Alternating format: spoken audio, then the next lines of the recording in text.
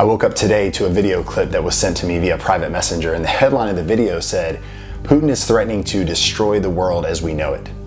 Apparently, he has enough nuclear power to wipe all the Western countries off the planet that oppose him.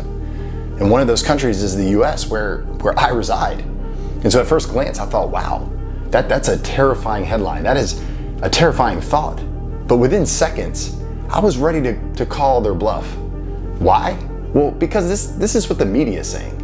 That's what Putin may have said. And all I hear is propaganda and fear-mongering and just more divisive content being spread all over. And we must understand that this is only meant to cause confusion and chaos and tension and anxiety. It's meant to continue to divide the world. And where does all that come from? Well, the Bible clearly tells us. The enemy, Satan, the roaring lion who is prowling around seeking to what? Steal, kill, and destroy. The Gospel of Matthew describes very clearly in chapter 24 what it's going to look like. And actually, Jesus says this himself. He says, "You will hear of wars and rumors of wars. See that you are not alarmed, for this must take place. But the end is not yet. For nation will rise against nation, and kingdom against kingdom, and there will be famine and earthquakes in various places. All these are the beginning of the birth pains." Yes, birth pains, which are signs of us nearing the end. Yes, all of what we are seeing happening must take place, and it must get worse. But the end is not yet. And then Jesus goes on to speak about the Antichrist, who will come and deceive the masses. Yes, the same Antichrist that Paul speaks about in the Thessalonians. And then the same Antichrist John writes about in Revelation.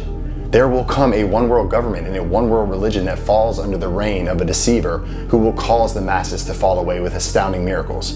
The masses will take his mark and worship him. And last time I checked, none of this has happened. And how will this even come to be if there are no humans on the planet because they were all destroyed by nuclear war? So on one side, we have the propaganda. We have the rumors of nuclear war. We have all the noise. And then on the other side, we have Jesus saying that he is returning soon, and when he does, all the people on earth will see him with their eyes. When he comes, he will find the world living like they did in the days of Noah, eating, partying, drinking, marrying, doing business, not giving a rip about him. This is what the Bible says.